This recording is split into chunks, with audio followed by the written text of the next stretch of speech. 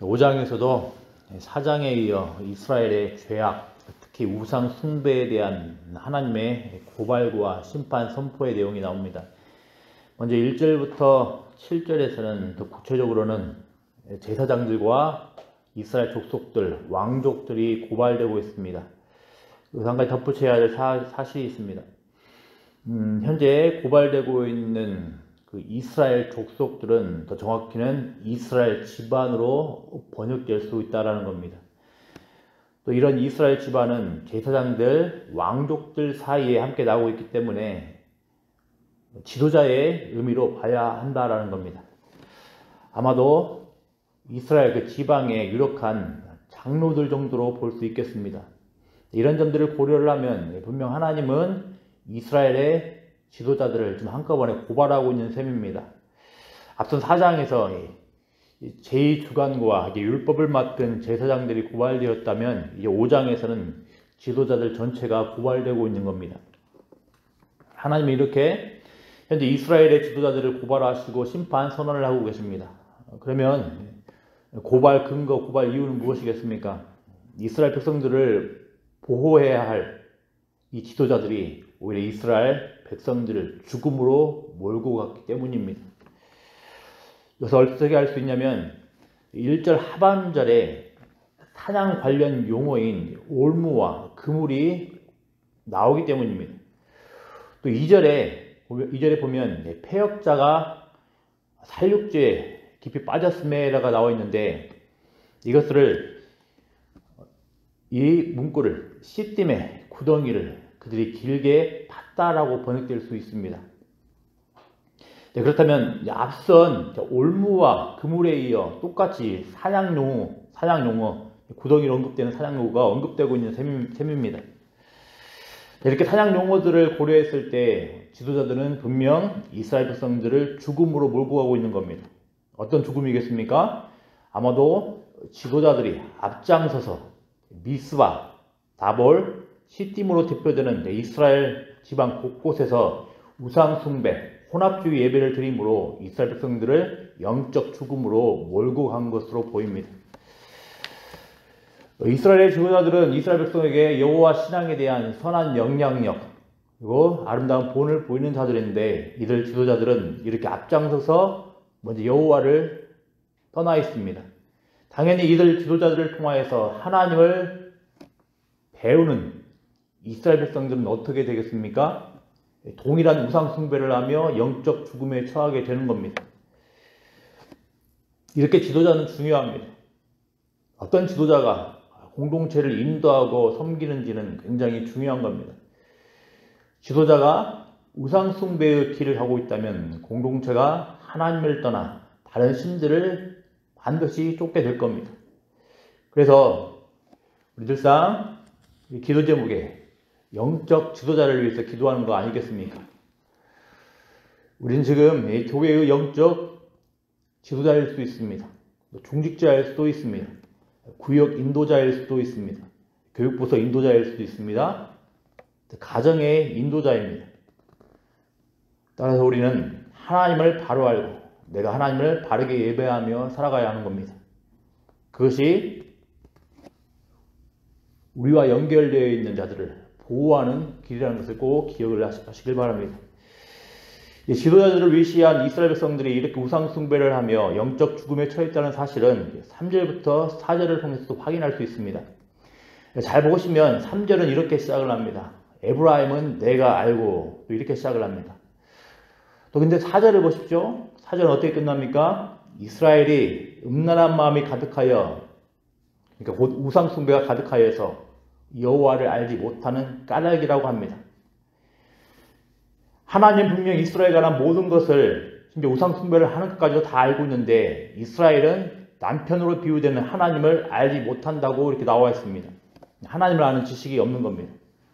이스라엘 마음 가운데에는 하나님을 아는 지식이 가득 있어야 하는데 도리어 다른 남편과 같은 이방신, 혼합신앙의 모습이 가득합니다. 그러니 자기 하나님에게 돌아가지 못하는 겁니다. 근데 참 뻔뻔한 것은 이스라엘은 이렇게 여호와를 알지 못함에도 자신들은 여전히 여호와에 대한 신앙을 바르게 지키고 있는 걸로 생각을 한다라는 겁니다. 또 자신들은 아무 문제도 없고 예배 잘 드리며 하나님과의 관계가 별 문제가 없다고 생각을 한다라는 점입니다. 5절을 보십시오. 이스라엘 교만이 그 얼굴에 드러났나니라고 말을 합니다. 이 내용은 아마도 이스라엘을 고발하시는 하나님에 대해서 이제 이의 제기를 하며 나는 아무런 문제가 없다고 대꾸하는 모습을 반영한 걸로 보입니다. 이렇듯 이스라엘은 자신의 잘못도 모르고 무지한 가운데 자신들의 의로움을 주장하는 교만한 자들인 겁니다. 그러니 결과는 뻔하지 않겠습니까? 잘못이 무엇인지도 모르고 난 괜찮다고 주장하는 이 죄악 때문에 이스라엘 백성들은 넘어지게 되는 겁니다. 6절을 보십시오. 이스라엘이 양떼와 소떼를 끌고 여호와를 찾으러 간다고 합니다. 이 내용은 이스라엘이 여전히 예배를 잘 드리고 있다라는 점을 보여주고 심지어 수많은 제물을 드리는 예배자임을 보여줍니다. 하지만 이런 예배를 하나님은 어떻게 대하십니까? 이들 이스라엘은 여호와를 만나지 못한다고 합니다. 하나님은 하나님이 아닌 다른 신들을 끊임없이 찾는 이스라엘을 떠나셨다고 합니다. 예배라는 형식은 있지만 실상은 자기 자신들을 숭배하는 이스라엘을 떠나셨다고 합니다. 이스라엘은 언약으로 맺어진 남편 되신 하나님께 정조를 지키지 아니하고 곧 언약을 파기하고 사생아를 낳았다고 합니다. 여기서 사생아는 하나님이 아닌 우상 숭배를 하면서 얻게 될 모든 부정적인 결과물들일 겁니다. 그런 이러한 우상 숭배로부터 비롯된 결과물들은 파괴될 겁니다. 이렇게 우상 숭배를 하는 이스라엘과 우상 숭배의 그 결과물들이 바로 이어서 그러므로 세 다리 그들과 그 기업을 함께 삼키리로다라고 표현됩니다. 특이한 점은 아마도 초하룻날 절기 축제를 뜻하는 세 달이 마치 생물처럼 삼킨다고 표현되고 있다는 겁니다.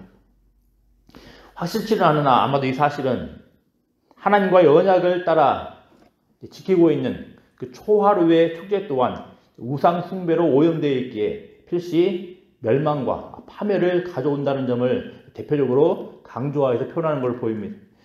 이스라엘이 보이는 이런 모습은 외양만 바뀐 채로 오늘날도 계속되고 있습니다. 적자는 오늘날의 신앙 모습을 보건대 여호와를 바로 알지 못함으로 정작 자기 자신이 무엇을 잘못하고 있는지 모르는 경우가 많습니다.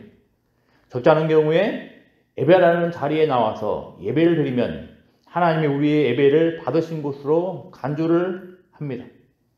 하지만 이스라엘 백성들 또한 여전히 예배를 계속해서 드렸다는 사실을 꼭 기억을 해야 되겠습니다. 그것도 열정적으로 헌신적으로 예배를 드렸다는 것을 기억을 해야 되겠습니다.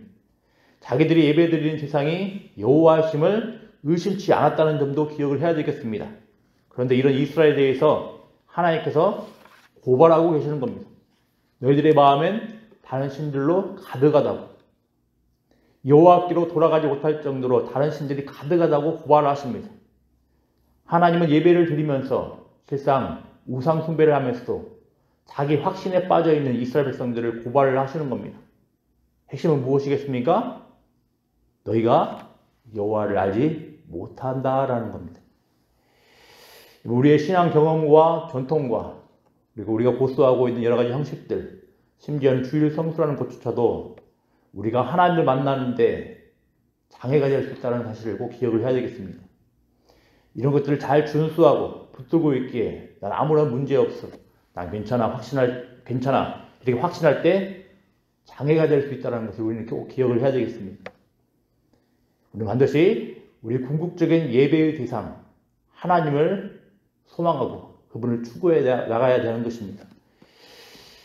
이제 8절부터 15절은 앞선 7절에 언급된 그들과 그 기업이 함께 삼켜지는 내용이 전쟁이라는 맥락 가운데 이어지면서 나옵니다.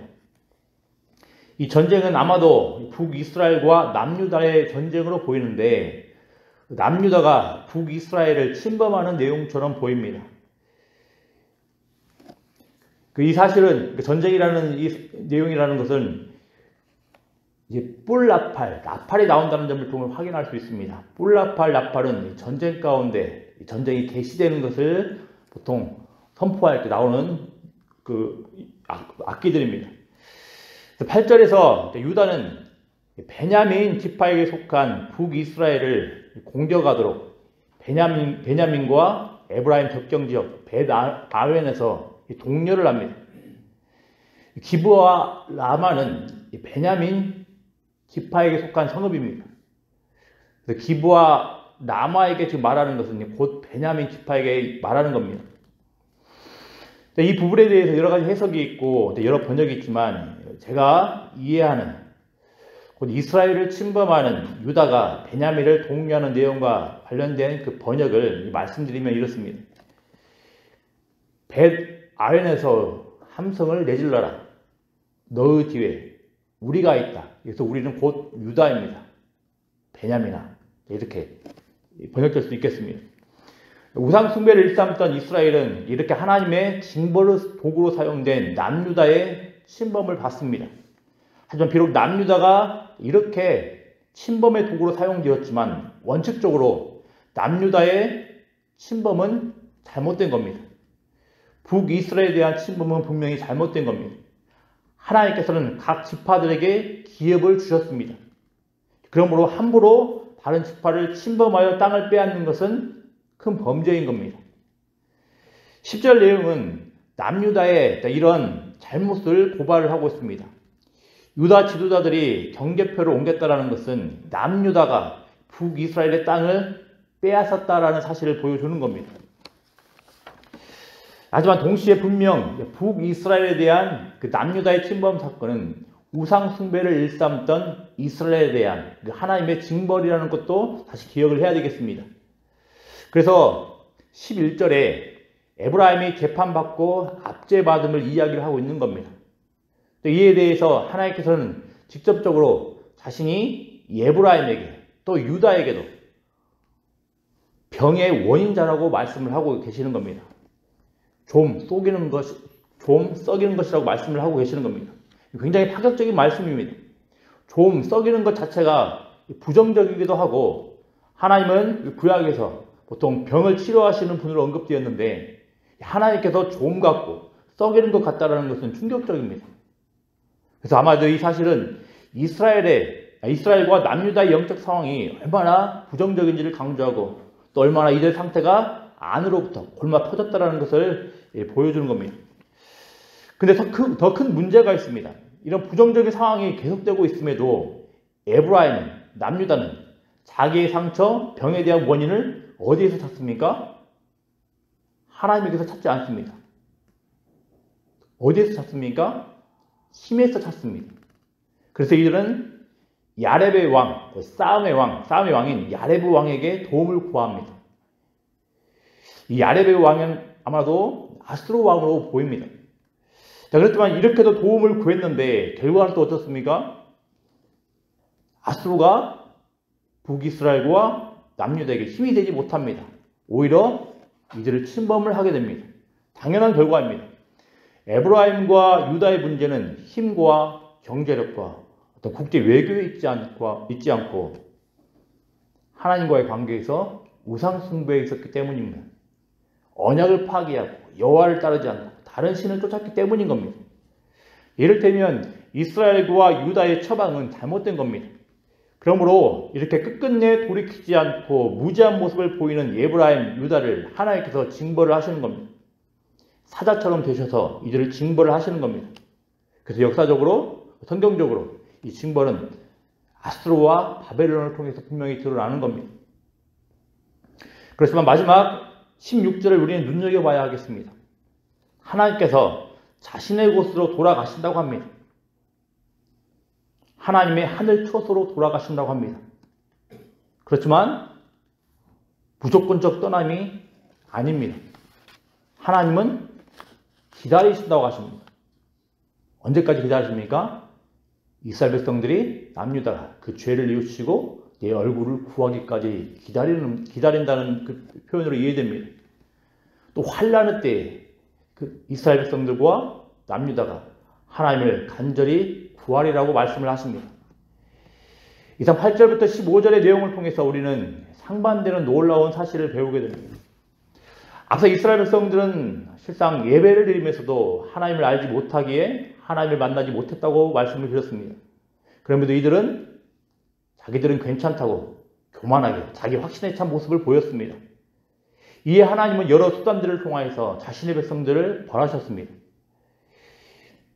제가 말씀을 드리지 않았지만 2절과 9절에 나오는 그 벌하다라는 표현은 엄밀히 이야기를 하면 징벌, 어떤 견책과 같은 의미를 갖습니다. 그런 어떤 교육적 목적과 돌이키기 위함을 위한 벌인 겁니다. 어쨌든 그런데 이런 징벌들 가운데서 이스라엘은 문제의 원인 처방을 잘못 내립니다. 왜겠습니까? 왜 잘못 내렸겠습니까? 이런 하나님을 알지 못하기 때문입니다. 하나님에 대해서 바로 알지 못하기 때문입니다. 그 지식을 바로 배우지 못했기 때문입니다. 근데 하나님은 이들 백성에게 또 어떤 모습을 보이십니까? 기다리신다고 하십니다. 심지어 환난조차 자신의 백성을 돌이키기 위한 수단으로 삼으신다고 말씀을 하십니다. 우리도 이렇습니다. 끊임없이 하나님이 아닌 다른 대안들을 우리는 찾습니다. 그러면서도 나는 괜찮다고 계속해서 우깁니다. 문제의 원인을 하나님에 대한 나의 지식, 하나님과의 관계, 하나님에 대한 태도, 하나님에 대한 바른 체험 등에 두지 않고 다른 세상적인 것에서 찾습니다. 우리는 우리들이 겪는 고난, 고통도 오해를 합니다. 하나님이 우리를 사랑하셔서 우리를 포기하지 않으시기에 주시는 돌이킴의 수단들임에도 불구하고 우리 돌이키지 않고 오히려 불평과 불만과 원망을 일삼고 하나님을 떠나려고 합니다. 그러면 우리는 무엇에 주목을 해야 되겠습니까? 계속해서 반복되는 내용입니다. 하나님을 알아가는 데 주목을 해야 되는 겁니다. 하나님은 언제나 한결같이 그 자리에 계십니다. 그 자리에서 우리를 기다리고 계십니다. 우리를 가장 사랑하시고 우리를 가장 잘하시는 하나님이 우리를 간절히 기다리십니다. 그러니 하나님이 움직이기를 바라지 말고 우리가 움직여야 되는 겁니다. 내가 움직여서 하나님께 돌이켜야 되는 겁니다. 네, 기도하겠습니다. 아버지 하나님 감사합니다. 하나님 많은 예배를 드리고 있으면서 많은 신앙의 모습을 보이고 있으면서 혹시라도 이런 모습들로 인하여서 나는 괜찮다고 나는 아무런 문제 없다고 자기를 확신하면서 살아가고 있지 않는지 돌아볼 수 있도록 은혜 더하여 주시길 소망합니다. 하나님 우리가 예배를 드리며 성경을 읽으며 기도하며 또 모든 신앙생활을 할 때 이 모든 것들의 궁극적인 대상인 하나님을 바라볼 수 있도록 은혜 더하여 주시길 소망합니다. 우리의 궁극적인 대상이시며 우리를 가장 잘 아시고 우리를 가장 사랑하시는 그 하나님을 사모하며 하나님을 알아가기를 힘쓸 수 있는 복된 주의 백성들 될 수 있도록 은혜 더하여 주시길 소망합니다. 더불어 아버지 하나님 하나님께서 주시는 여러 가지 환난들 가운데서 하나님에 대한 그 알을 오해하지 않게 하시고 하나님은 항상 그 자리에 계시며 우리를 기다리시는 사실들을 기억을 하면서 우리에게 주어진 여러 가지 고통과 고난 가운데서 하나님의 섭리와 하나님의 은혜를 발견하며 주께로 돌이킬 수 있는 복된 주의 백성들 될 수 있도록 은혜 더하여 주시옵소서. 감사드리며 예수님의 이름으로 기도드리옵나이다. 아멘.